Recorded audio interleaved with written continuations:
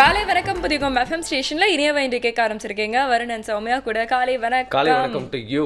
Okay, ஃப்ரெஷ்ஷா இருக்கீங்க? ரொம்ப ஃப்ரெஷ்ஷா இருக்கேன். ஏன் ஃப்ரெஷ்ஷா இருக்கீங்க? காலைல காஃபி குடிச்சிட்டு வந்தீங்களா? அதாவது ஃபிசிக்கலா ஃப்ரெஷ்ஷா இருக்கீங்களா அப்படின்னு கேட்டா யாராலும் பொதுவாக சொல்ல முடியாது. ஏன்னா எப்பவுமே நம்ம டயர்டா இருக்கலாம். பட் மைண்ட் அப்படிங்கிற ஒரு விஷயம் ஃப்ரெஷ்ஷா இருந்துச்சுன்னா ஃபிசிக்கலா நம்ம எவ்வளவு டயர்டா இருந்தாலும் அதை ஈக்குவல் பண்ணி பேலன்ஸ் பண்ணி ஃப்ரெஷ்ஷாவே இருக்கலாம். கிரேட். அப்போ எனக்கு கொஞ்சம் டிப்ஸ்லாம் சொல்லுங்க பாஸ். எப்படி நீங்க உங்க மைண்ட் எப்பயுமே ஃப்ரெஷ்ஷா வச்சிருக்கீங்க? புது புது விஷயங்கள், ரொம்ப சிம்பிளான விஷயங்கள்ல ஹாப்பினஸ், அதுக்கப்புறம் டெய்லி பல விஷயங்களை கத்துக்கிறது. இதெல்லாம் பாத்தீங்கன்னா பெரிய ஐஐடி லெவல்ல நான் பேசல. இருந்தாலும் குட்டி குட்டி விஷயங்கள் நம்ம கத்துக்கிறதுக்கு நிறைய இருக்கு. நம்ம கத்துக்கிறதுக்கு ஆக்சஸ் அப்படிங்கிறதுக்கு பாத்தீங்கன்னா எவ்வளவு அறிவு செல்வங்களான புத்தகங்கள்லாம் இருக்கு.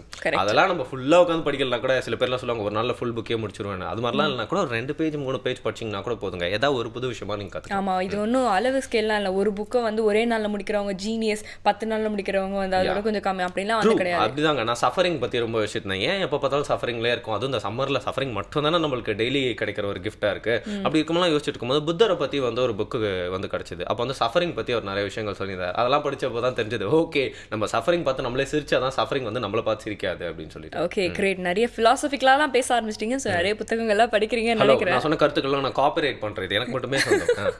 காப்பிரைட் கரெக்டா? இன்ஃபேக்ட் பாத்தீங்கன்னா இன்னைக்கு நாம அதை பத்தி தான் பேச போறோம் அப்படின்னு கூட சொல்லலாம். இன்னைக்கு world book and copyright day.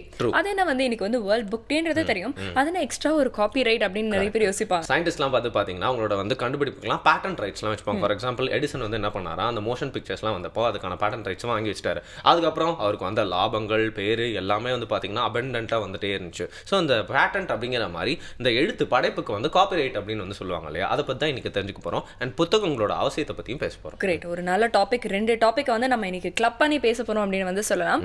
So இதை பத்தி நல்லா அழகா சொல்றதுக்காக ஒரு கெஸ்ட் வந்திருக்காங்க. அவங்க கிட்ட நம்ம பேசுறதுக்கு முன்னாடி மேண்டேட்டரியான சில விஷயங்களை நாம தவிர்க்க முடியாது. மேண்டேட்டரி அப்படின்னு எடுத்துக்க வேணா, வாழ்க்கையில ஒரு பகுதி தான் அது. யோகாசன கத்துக்க போறோம், பார்க்கலாம். வேதாத்ரி மகரிஷி அவர்கள் மிக எளிய முறையில் நம் உடலில் இருக்கக்கூடிய ஆற்றலை எடுத்து நமது உடலுக்குள்ளாராக ஒரு புள்ளியில் எடுத்து ஒரு புள்ளியின் வழியாக உள்ளே செலுத்துவதற்கு ஒரு அற்புதமான பயிற்சியை கொடுத்திருக்கிறார்கள்.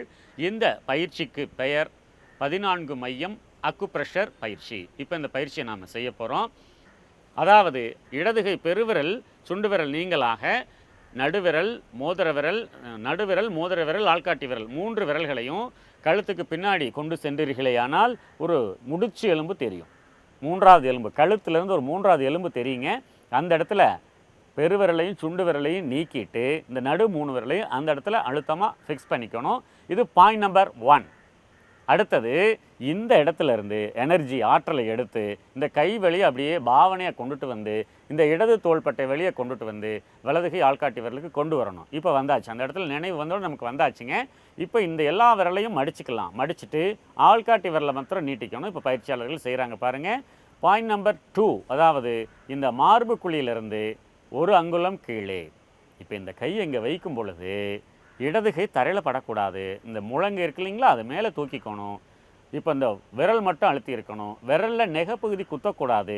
இந்த மென்மையான சதைப்பகுதி இருக்கு இல்லைங்களா, அந்த மென்மையான சதைப்பகுதியை மட்டும் இந்த இடத்துல வச்சுக்கிறீங்க. இப்போ கண்ணை மூடி நம்ம கவனிக்கிறோம். இந்த இடத்துலேருந்து ஆற்றல் இந்த கை வழியாக இந்த விரல் வழியாக உள்ளே சென்று கொண்டிருக்கிறது. இது மாதிரி அரை நிமிட நேரம் இங்கு நாம் வைத்திருக்க வேண்டும்.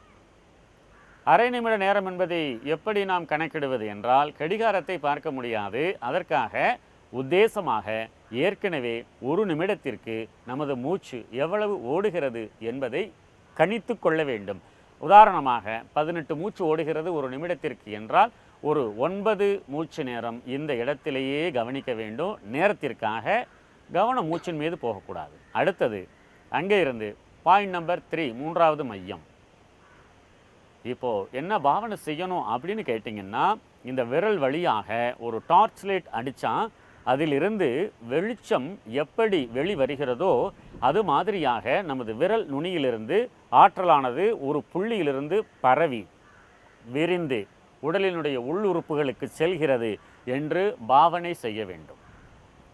அடுத்தது தொப்புளுக்கு மேலே 1 இன்ச்சுங்க. பாயிண்ட் நம்பர் 4, 4வது மையம். இந்த இடத்தில் அரை நிமிட நேரம் 8 அல்லது 9 மூச்சு நேரம் இங்கேயே நீங்கள் கவனிக்கணும். அடுத்தது அதே ஆள்காட்டி விரலை எடுத்து தொப்புளுக்குள்ளர வைக்கணும். இப்போது கடிகாரம் உள்ள 6 மணி காமிக்குது இல்லைங்களா, அது மாதிரி ஆள்காட்டி விரலால் லேசாக ஒரு சிறிய அழுத்தம் கொடுத்த மாதிரி கழுத்தை நோக்கி இழுத்து பிடித்து கொள்ள வேண்டும். இப்போ ஆற்றலானது உடலினுடைய மேல் பகுதிக்கு வந்து கொண்டிருக்கிறது என்று பாவனை செய்ய வேண்டும். மற்றவர்கள் உடம்புல படக்கூடாது. இந்த இடத்தில் அரை நிமிட நேரம் வைத்துக்கொள்ள வேண்டும். மீண்டும் பெருவிரலை கட்டை விரலை எடுத்து தொப்புள் குழியில் வச்சுங்க, ஸ்ட்ரைட்டாக கீழ் நோக்கி. இப்போ உடலினுடைய அடிப்பகுதி இடுப்பு பகுதி உறுப்புகளுக்கு ஆற்றல் சென்று கொண்டிருக்கிறது என்று பாவனை செய்ய வேண்டும். இது பாயிண்ட் நம்பர் 6. அடுத்து ஆள்காட்டி விரல், வலதுகை ஆள்காட்டி விரலை தொப்புளில் வைத்து வலது தோள்பட்டையை நோக்கி சாய்வாக வைத்து கொள்ள வேண்டும். இந்த இடத்தில் அரை நிமிட நேரம் நல்லா நாம் கூர்ந்து கவனிக்க வேண்டும். இப்பொழுது அதே ஆள்காட்டி விரலை எடுத்து இடது தோள்பட்டையை நோக்கி இழுத்து பிடித்து கொள்ளலாம். இந்த இடத்தில் அரை நிமிட நேரம் நாம் கவனிக்கணும். இப்பொழுது அதே ஆள்காட்டி விரலை எடுத்து வலது தொடையை நோக்கி கீழ் நோக்கி நாம் இழுத்து பிடிச்சிக்கலாம். இது பாயிண்ட் நம்பர் 9, 9வது மையத்தில் இருக்கிறோம். இப்போது மீண்டும் பெருவிரல் கட்டை விரலை எடுத்து தொப்புள் குழியில் வச்சுங்க, இடது தொடையை நோக்கி தள்ளி பிடிச்சிக்கலாம். இது பாயிண்ட் நம்பர் 10. அடுத்து இப்போ வலது பக்கம் மார்பு காம்பிலிருந்து ஒரு கோடு போட்டுகிட்டே வந்துங்க, விலா எலும்புகள் முடியும் இடத்திலிருந்து 1 இன்ச்சு கீழே கல்லீரல் இருக்கக்கூடிய மையம், இந்த இடத்துலையே கவனிங்க. இது பாயிண்ட் நம்பர் 11. இப்போ அதே மாதிரி அதே கையை எடுத்துகிட்டு வந்து இடது பக்கம் மார்பு காம்பிலிருந்து கோடு போட்டே வந்தீங்கன்னாக்க விலா எலும்புகள் முடியும் இடத்திலிருந்து 1 இன்ச்சு கீழே பாயிண்ட் நம்பர் 12, 12வது மையம். இந்த இடத்திலேயே நாம் அரை நிமிட நேரம் கவனிக்கணும். அதன் பிறகு இப்பொழுது பெருவிரலை பயன்படுத்தி தொப்புள் குழியிலிருந்து ஒரு கோடு போட்டுகிட்டே வாங்க. வலது பக்கம் விலா எலும்புக்கும் இடுப்பெலும்புக்கும் சென்டரில் இந்த கட்டை விரலை இது மாதிரி சைடில் பயன்படுத்தணும். 13வது மையம்.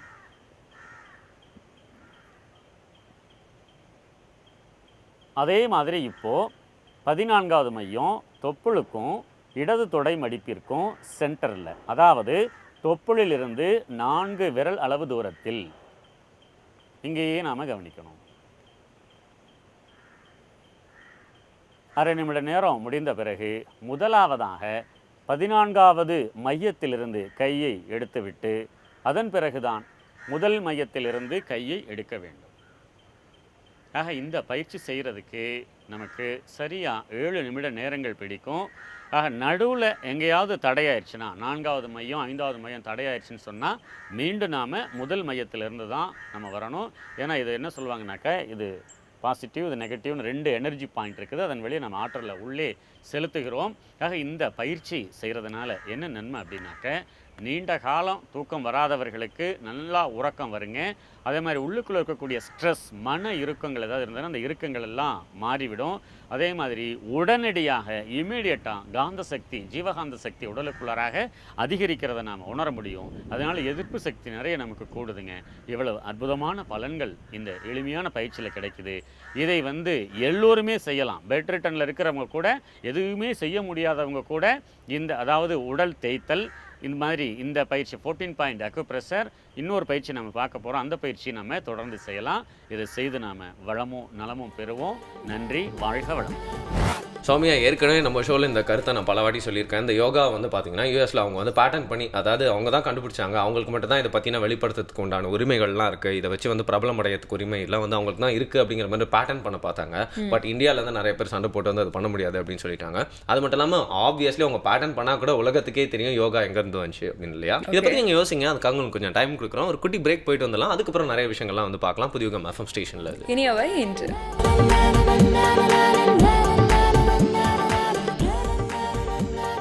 வெல்கம் பேக் புதிய எஃப்எம் ஸ்டேஷன்ல ஏன் கேட்டுட்டு இருக்கீங்க. அவர் நான் சௌமியா கூட இந்த சீசனுக்கு வந்து பாத்தீங்கன்னா டெய்லி ஒரு ஜூஸ் வந்து குடிக்கணும். ஆனா பழப்பழம் ஜூஸ்லாம் குடிக்காதீங்க, அது ஹீட். ஆனா அது ஒரு ஸ்மூதி ஆக்கி குடிச்சீங்கன்னா உங்களுக்கு நன்மை மட்டும் இல்ல, ரொம்ப டேஸ்டியாவும் இருக்கும் அப்படின்னு சொல்றாரு புதுச்சேரி. அது எப்படி செய்யறான்றத பார்க்கலாம்.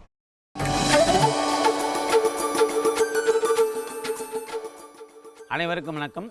இன்றைய பசுமை உணவுகள் பகுதிக்கு உங்களை வரவேற்பதில் மகிழ்ச்சி அடைகிறேன். இன்றைக்கி நம்ம செய்ய போகிற உணவு பலாப்பழ ஸ்மூத்தி. எப்படி செய்யலாம்னு முன்னாடி என்ன தேவைன்னு பார்க்கலாம். பலாப்பழம், பொடியாக நறுக்கிய பேரிச்சம்பழம், முந்திரி பருப்பு, எலுமிச்சை சாறு, தேன், நாட்டு சர்க்கரை, உலர் திராட்சை. எப்படி செய்யலான்னு பார்க்கலாம். இப்போ பலாப்பழம் போட்டுக்கலாம். பலாப்பழம் எந்த ஸ்டேட்டில் இருந்தாலும் இது போட்டு பண்ணுறது நல்லா வரும். பழுத்த பழமாக நல்லா சுவையாக இருந்ததுன்னா மற்றதெல்லாம் குறைச்சிக்கலாம். சுவையாக இல்லாத பட்சத்தில் கொஞ்சம் பேரிச்சம்பழமும் தேனும் அதிகமாக கலந்துட்டாக்கா இது சுவை நல்லாயிருக்கும். இப்போ இது கூட பேரிச்சம்பழம் கொஞ்சம் கலந்துக்கிறோம். இந்த சுவை கூட்டுறதுக்கும் இதை வந்து பழத்தை முழு குளுக்கோஸாக மாற்றுறதுக்கு தான் இதை போடுறோம். முழு இனிப்பாக இருந்தால் நல்லா இருக்காது இல்லையா, அதனால் கொஞ்சம் சுவையை வந்து மாற்றி கொடுக்கறதுக்காக கொஞ்சம் எலுமிச்சை சாறு இதில் கலந்துக்கிறோம். 1 டீஸ்பூன் எலுமிச்சை சாறு கலந்து போதும், ரொம்ப தேவையில்லை. கொஞ்சமாக தேன் இதில் கலந்துக்கலாம். நாட்டு சர்க்கரை ஒரு 2 டீஸ்பூன் போட்டுக்கிறோம். பழம் நல்லா சுவையாக இருந்ததுனாக்கா சர்க்கரை குறைச்சிக்கலாம். இப்போ இதை பிளெண்ட் பண்ணால் உங்களுக்கு ஸ்மூத்தி கிடச்சிடும்.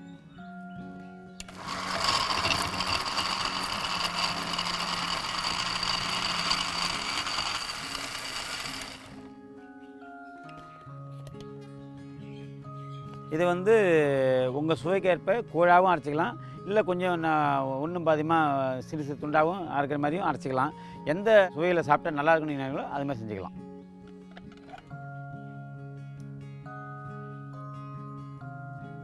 இதை ஜூஸாக போடுறத விட இப்படி சாப்பிட்றது ரொம்ப நல்லது.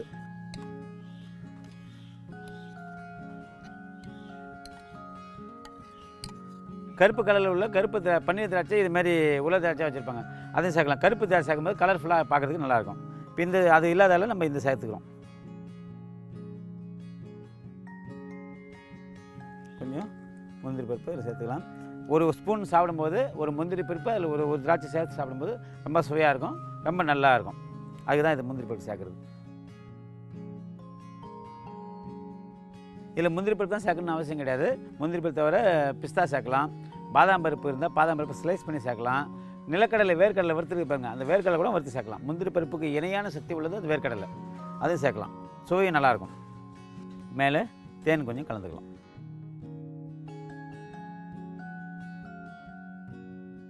இப்போ சுவையான பலாப்பழ ஸ்மூத்தி தயாராக இருக்குது. இப்போ பலாப்பழ ஸ்மூத்தியை ஐஸாக சாப்பிட்ணுன்னு விரும்புகிறவங்க இப்போ பிளெண்ட் பண்ணும்போதே கொஞ்சம் பால் பவுடர் சேர்ந்து கலந்துட்டு குச்சி வச்சு டம்ளரில் வச்சிட்டிங்கன்னா அதுவே வந்து பலாப்பழ குல்ஃபி ஐஸ் எல்லாம். அதுக்கு முன்னாடி சாப்பிட்டா இதை கொஞ்சம் குளிச்சு ஊட்டி சாப்பிட்டோம்னா ஸ்மூத்தி நல்லா இருக்கும். இது வந்து குழந்தைகள் பெரியவர்கள் எல்லாருமே விரும்பி கொடுக்கலாம். வேறு ஒரு நல்ல பசுமை உணவோட சுவையான உணவோடு அடுத்த நைட்டு சந்திக்கலாம். நன்றி, வணக்கம். ஓகே, பலாப்பழம் ஸ்மூதியை பற்றி நம்ம வந்து பார்த்துட்டோம்.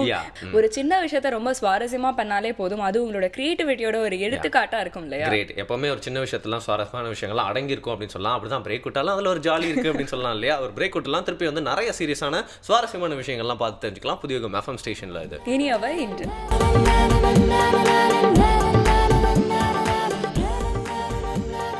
Welcome back. இனியான நிகழ்ச்சியை புதிய எஃப்எம் ஸ்டேஷனில் கேட்டு என்ஜாய் பண்ணிருக்கீங்க. ஒரு புக் வந்து உங்கள் மைண்டை எந்த அளவுக்கு தெளிவாக்குமோ அறிவுபூர்வமாக மாற்றுமோ அந்த அளவுக்கு நாங்கள் ட்ரை பண்ணிட்டு இருக்கோம் அப்படின்னு சொல்லலாம். இனியான நிகழ்ச்சியை புதிய எஃப்எம் ஸ்டேஷனில் தொகுத்து வழங்கிட்டு இருக்கிறது உங்களோட பெஸ்ட் ஃப்ரெண்ட்ஸான வருண் அண்ட் சௌமியா. நெக்ஸ்ட் யார் வந்து நம்மளுக்கு கான்ட்ரிபியூட் பண்ண போகிறா? ஓகே, இன்னைக்கு வந்து பார்த்தீங்கன்னா நம்ம வந்து புத்தகம் சம்மந்தமாக நிறைய விஷயங்கள் வந்து பேசிட்டு இருந்தோம் இல்லையா? இப்போ வந்து பார்த்தீங்கன்னா வந்து நிறைய ஃபிலாசபிக்கலான ஒரு விஷயத்தை பற்றி தான் வந்து பேச போறாரு அப்படின்னு வந்து சொல்லலாம். ஓகே, நம்ம யாரு அப்படின்னு தெரிஞ்சுக்கணுன்ற அவசியத்தை ஒரு சுஃபி கதை மூலமா சொல்ல போறாரு அப்படின்னு நினைக்கிறேன் இல்லையா? பார்க்கலாம்.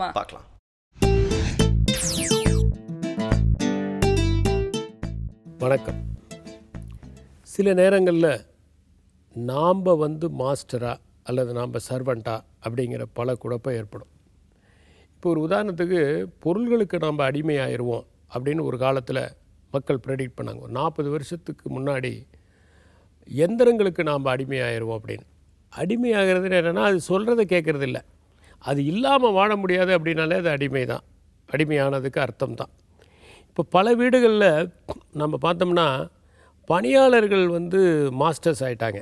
அவங்க வரலைன்னா கவலைப்படுறது வந்து அந்த வீட்டுக்கு ஓனர்கள் தானே ஒழிய, பணியாளர்கள் இன்றைக்கி லீவ் எடுக்கல, இன்றைக்கி சம்பளம் கிடைக்கலன்னா பரவாயில்லைங்கிற நிலைமை வந்துருச்சு. ஏன்னா அவங்கள வந்து ரொம்ப டிபெண்ட் ஆகக்கூடிய ஒரு வாழ்க்கையை இன்றைக்கி பல பேர் வாழ்ந்துக்கிட்டு இருக்காங்க. அதே மாதிரி தான் பல நேரங்களில் நம்ம சேகரிக்கிற பொருள்கள். இப்போ வந்து ஒரு உதாரணத்துக்கு ஒரு பொட்டி, ஒருத்தர் என்னோட ட்ரெயினில் ட்ராவல் பண்ணார். அவர் வந்து ஒரு பெட்டியை கொண்டு வந்தார், கீழே வச்சார், அதை வந்து சங்கிலியால் போட்டு பூட்டு போட்டார். அப்புறம் ஒவ்வொரு 10 நிமிஷத்துக்கு ஒரு குனிஞ்சு அது பெட்டி இருக்கான்னு பார்த்துட்டே வந்தார். இப்போ நான் யோசித்தேன், ஆக்சுவலாக இவர் அந்த பெட்டியினுடைய ஓனர் கிடையாது, பெட்டி தான் இவருடைய ஓனர் ஆயிடுச்சு. ஏன்னா இவர் தான் அது மேலேயே கண் வச்சு பார்த்துக்கிட்டு இருக்காரு. அது இவரை பற்றி கவலையே படலை. அது மாதிரி பல நேரங்களில் நம்ம பார்க்கலாம். இப்போ எது மாஸ்டர், எது சர்வெண்ட், யாருக்கு யார் மாஸ்டர் அப்படிங்கிற கேள்வி தொடர்ந்து எழுப்பப்பட்டு கொண்டே இருக்குது. நாம் வந்து மாஸ்டராக இருக்கணும்னா அதுக்கு என்ன தேவை அப்படிங்கிறதுக்கு ஒரு சுஃபி கதை. ஜுனைதுன்னு ஒரு சுஃபி துறவி, அவர் ஒரு நாள் தன்னுடைய சீடர்களோடு போயிட்டுருக்காரு. அப்போ ஒரு ஆள் வந்து பசுவை பிடிச்சிட்டு வரான். அந்த பசு வந்து வரவே மாட்டேங்குது. அப்போ தான் சந்தையில் வாங்கிட்டு வரான். உங்களுக்கு தெரியும், பசு வர விரும்பலன்னா அந்த முன்னங்கால் இப்படி நேராக வச்சுக்கிட்டு இப்படியே இழுக்கும். ரொம்ப கஷ்டப்பட்டு இழுத்துட்டு வரான். அப்போ வந்து அவர் சீடர்களை பார்த்து கேட்டார், ஏப்பா இதில் யார் மாஸ்டர்? அந்த பசுவை இழுத்துட்டு வரானே அவன் மாஸ்டரா அல்லது பசு மாஸ்டரா அப்படின்னு. எல்லோரும் சொன்னாங்க, இதில் என்னங்க சந்தேகம், அவன் தான் மாஸ்டர், அவன் தானே அதை வாங்கியிருக்கான், அவனுடைய பயன்பாட்டுக்கு தானே அது உதவ போகுது, அதனால் அவன் தான் மாஸ்டர், பசு வந்து அவனுடைய ஒரு பொருள் அப்படின்னு. இல்லை நீங்கள் நினைக்கிற மாதிரி இல்லை, கொஞ்சம் பொருள் அப்படின்ட்டு இவர் நேராக போய் அந்த கயிறை கட் பண்ணி விட்டார். கட் பண்ண உடனே இந்த பசு பிச்சுக்கிட்டு ஓடுது. இந்த ஆள் துரத்துறான், வேகமாக போகிறான், துரத்துறான், பிடிக்கிறான், ரொம்ப கஷ்டப்படுறான். அது மேடில் சாதாரணமாக ஏறுது, இவன் ஓடுறான், கீழே விழுகிறான், ரத்தம் வருது, திட்டிகிட்டே போகிறான், கல் எடுக்கிறான். அது கவலைப்படாமல் போயிட்டுருக்கு. அப்புறம் ஒரு வழியாக போய் கஷ்டப்பட்டு மூக்கணாங்காயெல்லாம் பிடிச்சி இழுத்துட்டு வந்துட்டு ஜுனைதிட்டு வந்து, என்னங்க நீங்கள் இவ்வளோ பெரிய ஞானி, நீங்கள் என்னங்க இப்படி பண்ணீங்க அப்படின்னு. இல்லைப்பா, ஒரு கேள்விக்கு ஒரு விடைக்கு தரத்துக்காக தான் இப்படி பண்ணேன் அப்படின்ட்டு. அப்போ அவர் சீடரை பார்த்து சொன்னார், ஒன்று கவனிச்சிங்களா, இந்த பசு இந்த ஆளை பற்றி கவலையே படல, அது கட் பண்ணி உடனே அது பாட்டுக்கு ஓட ஆரம்பிச்சிருச்சு. ஆனால் இந்த ஆள் தான் அந்த பசுவை பற்றி ரொம்ப கவலைப்பட்டான், அதை போய் இழுத்துட்டு வந்தான். அந்த பசு மேலே இவனுக்கு தான் அக்கறை, அது வேணும்னு இவன் தான் நினைக்கிறான். அப்போ என்ன அர்த்தம், இவன் வந்து மாஸ்டர் கிடையாது, பசு தான் மாஸ்டர். இவனை பற்றி கவலையே படலை அந்த பசு. அப்போ அதே இப்போ இவன் எப்படி மாஸ்டராக இருக்க முடியும்? இவன் தானே பசுவை பற்றி கவலைப்படுறான், அதனால் அதுதான் வந்து எஜமானன் அப்படின்னு சொல்லி அவர் சொன்னார். அது மாதிரி சொல்லிவிட்டு அவர் ஒன்று சொன்னார், நீங்கள் எதை தேடினாலும் அது உங்களுக்கு எஜமானன் ஆயிரும். நீங்கள் பணத்தை ரொம்ப தேடினீங்கன்னா பணம் எஜமானன் ஆயிரும், நீங்கள் அடிமையாயிருவீங்க. ரொம்ப புகழை தேடினீங்கன்னா புகழ் எஜமானன் ஆயிரும், நீங்கள் அடிமையாயிருவீங்க. எதையெல்லாம் நீங்கள் ரொம்ப தேடி ரொம்ப அதுதான் வாழ்க்கையில் நினச்சி ஒரு வேட்கையோடு அலையிறீங்களோ அப்போ வந்து அது எஜமானன் ஆயிடுது, நீங்கள் ஊழியர் ஆயிடுறீங்கன்னு. அப்போ இன்னொருத்தன் பசுவை பிடிச்சிட்டு வரான். அந்த பசு வரவே மாட்டேங்குது, ஏன்னா அது திரும்பி அந்த பழைய மாஸ்டரையே பார்க்குது. உடனே ஜுனைத் சொன்னார், பாருங்கள் அது பழைய மாஸ்டரையே பார்க்குது, இவனை பார்க்கல அப்படின்ட்டு அவங்ககிட்ட வந்து சொன்னார், ஏய் இந்த பசுவை வீட்டுக்கு தானே கூட்டிகிட்டு போகணும் அப்படின்னு ஒரு நல்ல செழிப்பாக வளர்ந்த ஒரு புல்லுக்கட்டை கொடுத்தாரு. இதை முன்னாடி காமி, நான் பின்னாடி பசுவை பிடிச்சிக்கிறேன்னு. அவன் முன்னாடி அந்த புல்லை காமிச்சான். உடனே அந்த பசு என்ன பண்ணுச்சு, பழைய மாஸ்டரை மறந்துட்டு அந்த புல்லை சாப்பிட்றதுக்காக முன்னாடி வந்துச்சு. அப்படியே கொஞ்சம் தூரம் காட்டிக்கிட்டே வந்து அவன் வீட்டுக்கு கூட்டிகிட்டு வந்துட்டான் அவன். இப்போ அவர் சொன்னார், இந்த பசு பாருங்கள், இது என்ன பண்ணுச்சு, இந்த புல்லுக்காக தன்னுடைய பழைய மாஸ்டரை மறந்துடுச்சு. பல மனிதர்கள் அற்ப சந்தோஷங்களுக்காக தன்னுடைய பழசை மறந்துடுவாங்க அல்லது தன்னுடைய நோக்கத்தை மறந்துடுவாங்க. இந்த பசு எப்படி இந்த புல்லை சாப்பிட்ணுங்கிற அற்ப புல் இது எங்கே வேணால் கிடைக்கும், ஆனால் அதுக்காக வந்து இத்தனை நாள் வளர்ந்த மாஸ்டரை மறந்ததோ அதே மாதிரி மனுஷன் என்ன பண்ணுவான்னா சின்ன சுகங்களுக்காக பெரிய விஷயங்கள்லாம் விட்டுருவான்ட்டு. ஒரு பெரிய தேக்ஸா நிறையா சக்கரை பொங்கல் செஞ்சு வச்சுருந்தாங்க. இதில் வந்து எறும்பு ஏறாமல் இருக்கிறதுக்கு என்ன பண்ணுறதுன்னு ஒருத்தர் கேட்டார். இன்னும் பக்கத்தில் இருந்து ஒரு சொன்னார், ஒன்றும் பண்ண வேணாம், அதை சுற்றி சர்க்கரையால் ஒரு வட்டம் போட்டுருன்னு. சர்க்கரையால் வட்டம் போட்டோடனே எறும்பெல்லாம் அந்த சர்க்கரையை சாப்பிட ஆரம்பிச்சிது. ஒரு எறும்பு கூட சர்க்கரை பொங்கலில் ஏறல. அப்போ தான் அந்த ஞானி சொன்னார், அற்ப சந்தோஷங்களில் மனிதர்கள் மூழ்கி இருக்கிறதுனால தான் மேன்மையான விஷயங்களை அவர்கள் அடையாமலே போயிடுறாங்கன்னு. இந்த ஜுனைத் சொன்ன மாதிரி நம்ம எதை தேடி ஓடினாலும் நாம் அடிமையாயிடுறோம். சில நேரங்களில் அற்ப காரணங்களுக்காக மகத்தான விஷயங்களை நாம் தியாகம் செஞ்சிடறோம்.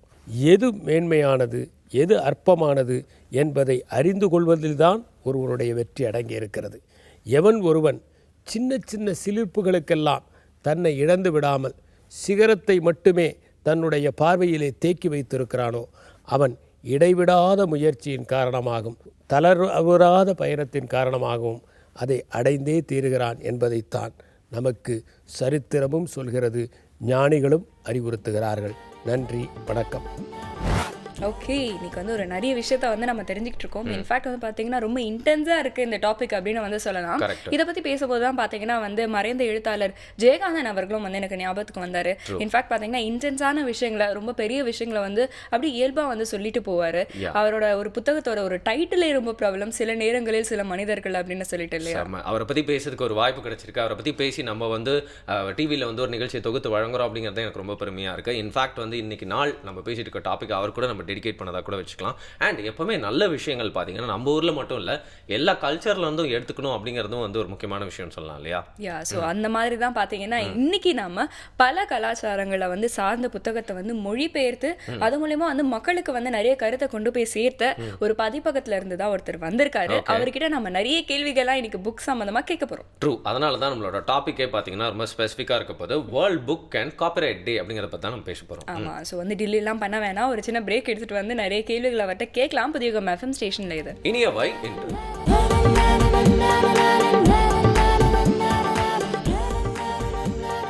Welcome back. புதிய FM ஸ்டேஷன்ல இனியாவை என்று கேட்டுட்டு இருக்கீங்க. வருணன் சௌமியா கூட இன்னைக்கு பாத்தீங்கன்னா வந்து வேர்ல்ட் புக் அண்ட் காப்பிரைட் டேல என்னதான் நாங்க வந்து புக்கு படினாலும் படிக்க மாட்டேங்கிறீங்க, அதுக்காக ஒரு டே எடுத்து அதை பத்தி நாங்க வந்து பேச போறோம் அப்படிங்கிற ஒரு முடிவோட இன்னைக்கு நம்ம வந்திருக்கோம் இல்லையா. ஓகே, புக் டே அப்படின்னு பாத்தீங்கன்னா வந்து அதுல மட்டும் புக் பத்தி மட்டும் பேசாம அதோட காப்பிரைட் அப்படிங்கிற விஷயத்தை பத்தி நிறைய தெரிஞ்சுக்க போறதுக்கான அவசியம் இருக்கு அப்படிங்கிற புரிஞ்சுக்குவாங்க. இதை பத்தி பேசுறதுக்காக யார் வந்திருக்காங்க? ஒரு ஸ்பெஷல் கெஸ்ட் வந்திருக்காரு. ஒரு ரொம்ப யூனிக்கான ஒரு பதிப்பகத்துல இருந்து எதிர் வெளியீடுல இருந்து அனுஷ் அவர்கள் வந்திருக்காங்க. வணக்கம் சார். வந்தது. உங்களை பத்தி சொல்லுங்க. நீங்க இந்த துறையில வந்து முதல் தலைமுறையா ஈடுபட்டிருக்கீங்களா? அண்ட் பொள்ளாச்சியில உங்களோட பதிப்பகம் இருக்கு. இதை பத்தி, இதோட பேக்ரவுண்ட் பத்தியும் எப்போ ஆரம்பிச்சிங்க அப்படிங்கிற பத்தியும் சொல்லுங்க. நான் வந்து பொள்ளாச்சி பகுதியை சார்ந்தவன் தான். பொள்ளாச்சிங்கிறது ஒரு சிறு கிராமமும் இல்லாமல் ஒரு நகரமும் இல்லாத ஒரு சின்ன ஒரு ஊர்னு சொல்லுவோம். இளநிக்கு பேர் போன ஊர். ஆமாம், கண்டிப்பாக. இந்தியாவில் உற்பத்தியாகிற 70% இளநீ வந்து எங்கள் ஊர்லேருந்து தான் உற்பத்தி ஆகுதுங்கிற ஒரு தகவல். இதில் வந்து நாங்கள் அங்கே இருக்கும்போது இப்போ இருக்கிற சூழலில் வந்துட்டு இந்த புத்தக கண்காட்சியில் வந்து அதிகமாக பெருகிட்டு வருது. இப்போ ஒரு வாசகன் புத்தகம் வாங்கணும்னு நினைக்கும் போது அவன் எங்கே வேணால் போய் வாங்குற ஒரு சூழ்நிலை இருக்குது. ஒரு மாதத்துக்கு ஒரு வந்து நகரங்களில் வந்து புத்தக கண்காட்சி நடந்துட்டுருக்கு, அவனால் வாங்க முடியும். ஆனால் நாங்கள் சொல்கிற அந்த 20 வருடங்களுக்கு 15 வருடத்துக்கு முன்னாடி வந்துட்டு ஒரு வாசகன் ஒரு புத்தகம் வாங்கணும்னு நினைக்கிறான்னா அவன் வந்து ஒரு நகரத்துக்கு தான் போக வேண்டியதாக இருந்தது. எங்களை மாதிரி ஊரில் வந்து ஒரு புத்தக கடை இல்லாமல் இருந்தது. அப்போ அந்த தேவையை பூர்த்தி செய்யறதுக்காக தான் நாங்கள் ஒரு புத்தக கடையாக தான் முன்னாடி இது ஆரம்பித்தோம். இந்த பதிப்பகத்தை, இந்த புத்தக கடை ஆரம்பித்து ஒரு 2 வருஷத்துக்கு பின்னாடி தான் வந்து இந்த பதிப்பகத்தை நான் வந்து 2006 வந்து இந்த பதிப்பகத்தை ஆரம்பிக்கிறோம். ஓகே, கிட்டத்தட்ட ஒரு 9 வருடங்கள். ஆமாம். ஓகே, இந்த பதிப்பகம் பற்றி பேசும்போது பார்த்தீங்கன்னா வந்து இதோட பேர் பார்த்தீங்கன்னா ரொம்ப யூனிக்காக இருந்தது சார். வந்து பார்த்தீங்கன்னா வந்து நார்மலாக வந்து புத்தகங்கள் பற்றின ஒரு கருத்தை வந்து வெளிப்படுத்துறதுக்காக இந்த மாதிரி ஒரு பேரை வந்து வச்சிங்களா? அதாவது இந்த தீமை வந்து சிம்பலைஸ் பண்ணுற மாதிரி ஒரு ஐகானிக்கான ஒரு நேமாக வந்து இதை சூஸ் பண்ணிங்களா? எல்லா பதிப்பகங்களையும் ஒரு அரசியல் இருக்குது. அது வந்து ஒரு சமையல் கலை புத்தகங்களை வெளியிடுற ஒரு பதிப்பமாக இருக்கட்டும், இல்லை ஒரு ஜோதிட புத்தகங்களை வெளியிடுற ஒரு பதிப்பமாக இருக்கட்டும், அவங்களுக்குள்ள ஒரு அரசியல் இருக்குது. அந்த அரசியலுக்குள்ளே அவங்க இயங்கிட்டு இருப்பாங்க. அதாவது ஒரு சமையல் கலையில் மிகச்சிறந்த சமையல் கலையினுடைய கலைஞரோட புத்தகத்தை வந்து என்னோட பதிப்புங்கிறது அவருடைய விருப்பமாக இருக்கும். அதை தாண்டி அவர் அங்கே வர்றதில்லை. எங்களோட விருப்பம் என்னென்னா, உலகில் மிக சிறந்த புத்தகங்கள், அந்த புத்தகங்களை வந்து நம்ம மொழிக்கு நம்ம வந்து கொண்டு வரணுங்கிறது எங்களோட விருப்பம். அந்த ஆசையை வந்து நாங்கள் வந்து நிறைவேற்றிட்டு இருக்கோம். அதனால தான் வந்து இந்த எதிர்வெளிடுங்கிற பேரை வச்சு நாங்கள் இயங்கிட்டு இருக்கோம். ஓகே, அண்ட் நீங்கள் சொல்கிறது பார்த்தா வந்து ஒரு டிஃப்ரெண்ட்டான ஜானர்ஸ் மட்டும் தான் நீங்கள் தேர்ந்தெடுக்கிற மாதிரி இருக்குது. ஸோ உங்கள் பதிப்பகத்தில் என்ன மாதிரி ஜானர்ஸ்லாம் புக்ஸ்லாம் நீங்கள் வந்து வெளியிட்றீங்க? அது மட்டும் இல்லாமல் மற்ற பதிப்பகத்தில் வந்து உங்களுக்கும் இருக்க ஒரு டிஃப்ரென்ஸ் அப்படின்னு இருக்கும்ல, நீங்கள் ஆரம்பிக்கிறதுலேருந்து இப்போ வரைக்கும் ஃபாலோ பண்ணிருக்க அந்த டிஃப்ரென்ஸ், அதை பற்றி எங்களுக்கு சொல்லுங்கள். டிஃப்ரென்ஸ் ஒன்றும் இல்லை. அதாவது அவங்களுடைய தேவை தான் வந்துட்டு நிறைவேற்றுற வேலை தான் நம்ம இயங்கிட்டு இருக்கோம். என்னோட தேவை, என்னோட ஆசை என்னங்கிறத பொறுத்து தான் நான் வந்து இயங்கிட்டு இருக்கேன். என்னோட ஆசை என்னங்கிறது ஃபிக்ஷன் நான் ஃபிக்ஷனில் வந்து உலக அளவில் எது வந்து மிக பிரபலமாக இருக்குது, இல்லை எது வந்து தேவையாக இருக்குது, அந்த புத்தகங்களை வந்து தமிழ் மொழியில் வந்து நம்ம கொண்டு வரோங்கிறது தான் என்னோட விருப்பம். இப்போ தமிழ் மட்டுமே தெரிஞ்ச ஒரு வாசகன் அவன் பிற மொழியில் வர்ற சிறந்த இலக்கியங்களை எப்படி படிச்சுக்க முடியும், இல்லை எப்படி தெரிஞ்சிக்க முடியுங்கிற பட்சத்தில் நாங்கள் இந்த வேலையை பண்ணிகிட்ருக்கோம்.